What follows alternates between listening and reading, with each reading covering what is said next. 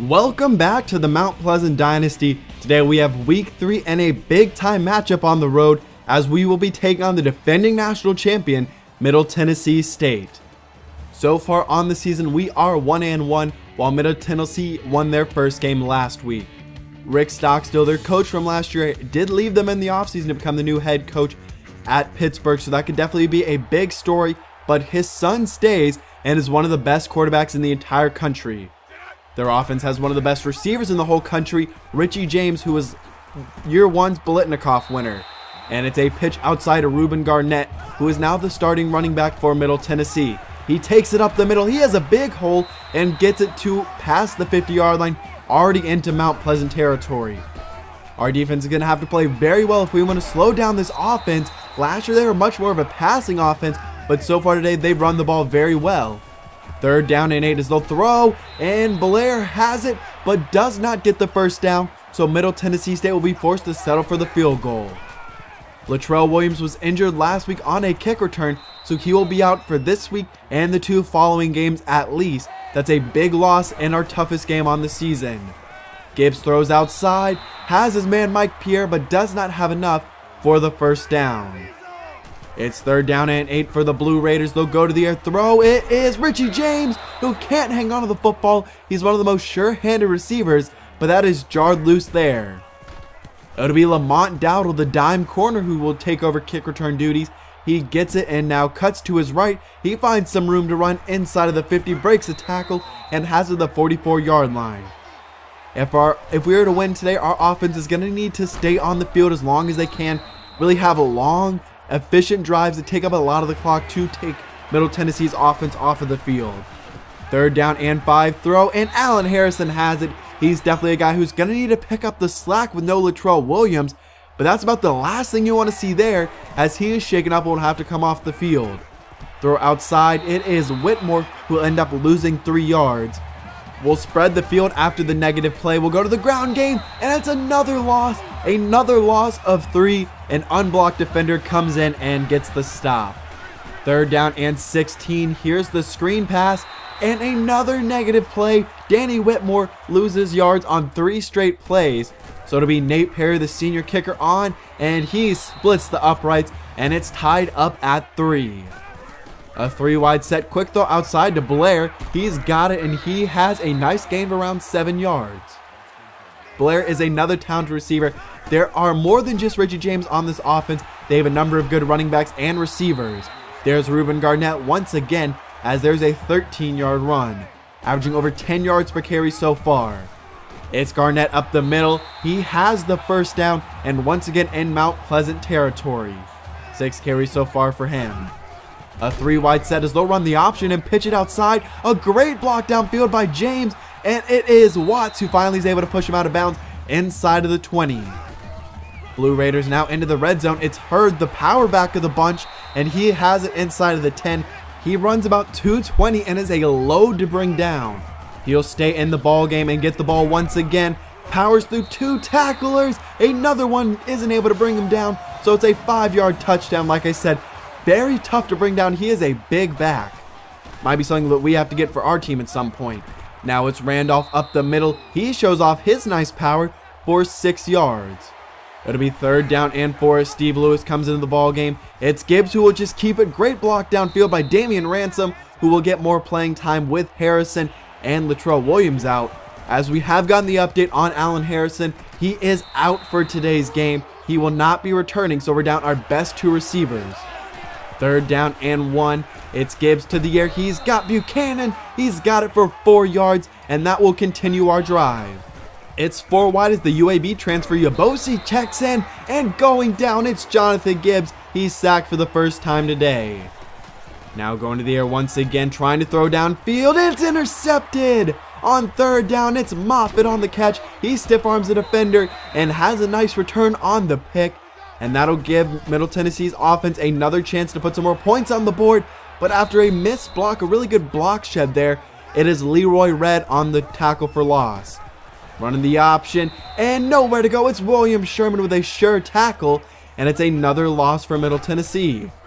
3rd down and forever. They try to set up the screen pass. They get it out to Garnett, and it's Ernest Harrison, and it's a loss of 2. So a great stop by our defense. Our offense comes back onto the field. Throw, it goes to Ransom, who is not able to pick up the first down. Looked like he had it, but was just shy. Second down and inches. It's Gibbs on the keeper. He's hit down hard, but is able to hold on to it and continue the drive. Man comes in motion, throw, and in the tight window, can't complete it to Pierre. So it is another stop for the Blue Raider defense. They've played very well so far. Third down and 3, throw, and it is caught, but it would go to a booth review. We'll get a second look at this, and the throw to Bruce, ball gets there, and his foot definitely is out of bounds, so it is overturned, and we'll be able to get the ball back. It is a minute 45 left. Whitmore has a big hole. Nice spin move there, but runs into Watkins, where he might have had a bigger gain. Nonetheless, a 20-yard run. Read option, it's Gibbs on the keeper. He will get it to inside of Blue Raider territory. A good run there, 20 yards so far on the day. Now we'll stick with the ground game once again. It's Randolph on the carry. A 9-yard run, so it'll be second down and 1. With a minute left, we'll try and run out the rest of this clock and put a touchdown on the board, as there's Gibbs on the run. He's able to secure 8 yards on that carry. Second down and 5, 20 seconds left. Throw, it's McCall. He's got it. He went right up the seam, beat the cover 2 defense, and it's a touchdown to tie it up, as now only 20 seconds left. It'll be Garnett on the carry. Really should just go into the half, but it's Garnett who breaks open. Can't get the tackle, and he's to the 36-yard line, so maybe inside of field goal range. 3 down linemen with 12 seconds left. Stockstill will go to the air. He throws outside. He's got his man Richie James. It's a 17-yard reception. First down and 10. Stockstill moving in the pocket. Fires to the corner of the end zone. He's got James again. Somehow got a foot in bounds, and a disastrous end of the half. We could have gone in tied at 10. Instead, we'll be down by a touchdown as Brent Stockstill breaks the school record. Instead of getting the ball with the game tied, we'll now be down by 7 as we'll enter the second half. We've played really well so far, a lot better than I really thought we would, as we've slowed down their offense a lot. That touchdown at the end of the first half was really killer, but our offense will be able to come on the field and maybe tie this game back up. Throw outside, and McCall, you see the touchdown, you see the speed, but then it's drops like that, and that's why he rides the bench most of the time. Throw, and it's Watkins. He's the guy that you got to have on a team, the guy who always makes the catch when it's thrown his way. Now we'll scramble, and on third down, it's a loss of 11. It's the sack, and we'll be forced to punt the ball away. Stockstill has a chance to extend his lead. Instead, he'll go down. It's a sack for Xavier Burns. Last year's sack leader gets his first on the year. Stockstill goes to the air, moves to the left, fires, and has his man Smith.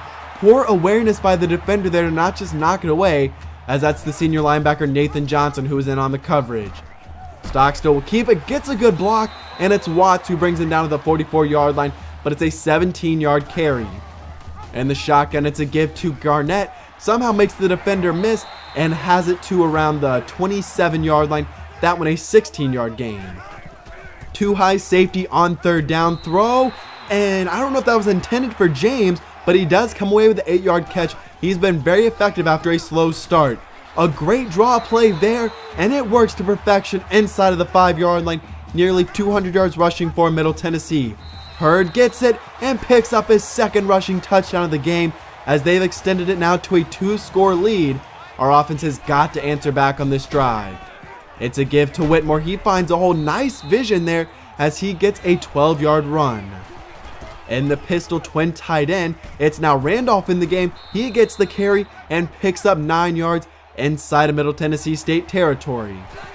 Doing a good job of getting both backs involved, as it's Randolph once again, and he has it for 10 yards, so that's a good run there. Mike Meadows checks into the game. He gets the carry, finds a nice hole, and picks up 6 yards, the third-string running back with his first carry on the season. From the shotgun, it's going to be Gibbs who keeps it, tries to make a move, but is brought down to the 10-yard line, so it will be goal to go. We'll go with a split backfield on second down, pitch outside to Whitmore, and the option works perfection. He gets into the end zone, and it's now back to a 1-score game with just under 7 minutes left in the ball game. 3rd down and 8 for Stock, so our defense could get a big stop here, and they do just that. Our offense will come back onto the field with a chance to tie this game up. 3rd down and 11, though, trying to avoid a 3 and out, and we can't do it. A sack, and it's a loss of 8. It's Render in there for his 2nd sack of the day. Middle Tennessee gets the ball back now with a chance to run some clock. There's a big run for Garnett that goes for 12 yards. 3rd down and inches, it's Garnett in the backfield. He gets it and is able to secure the 1st down just barely. Somehow just got a good spot. It's going to be a read option and breaking a tackle. Brought down by Markel Reyes, but Stock still does pick up the 1st down as Terrell Byers be forced to come out of the ball game. 4th down lineman, Stock still throws, and the backup middle linebacker who just came to the game, Xavier Simmons, could not come with the critical interception. Instead, it'll be Garnett up the middle. He breaks a tackle and powers his way into the end zone, and it's back to a 2-score lead with only 2 minutes left.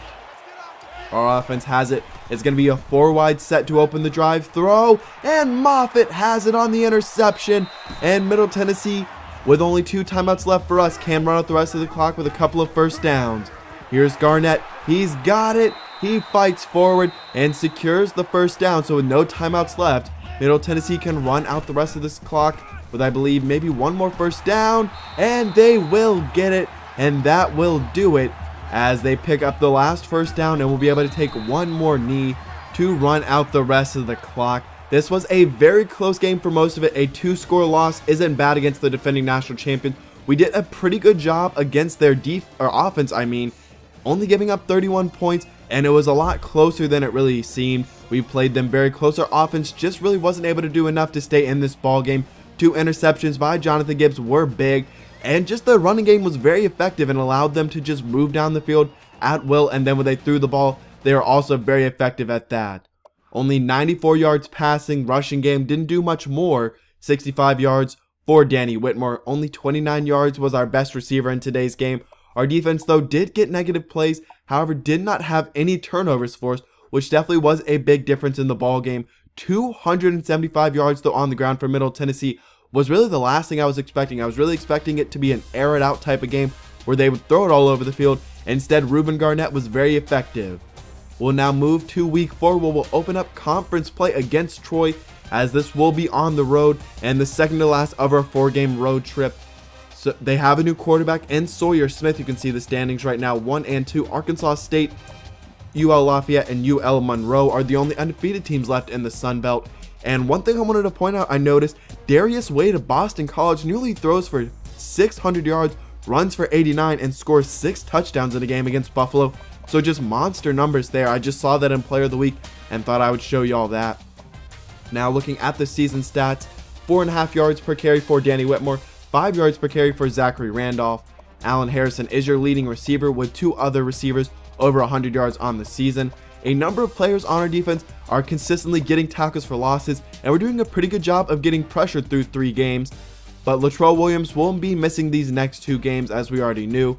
We'll hope to get him back in week 6. We'll just have to see how his injury does recover. You can see the new starting quarterback, though, Sawyer Smith, as Brandon Silver's graduating the offseason. Silver is a good athlete with a good arm, so he's definitely a dual threat that we'll have to look out for. They have some nice players on their defense, a very inexperienced receiving core, and also BJ Smith is a good running back for them. So we will now get a couple of upgrades for our coordinators. No fly zone for Shaq Wilson. And then for Connor Shaw, we're going to be going with the one that helps with break tackle elusiveness, really try and help our players be more of game breakers in the open field.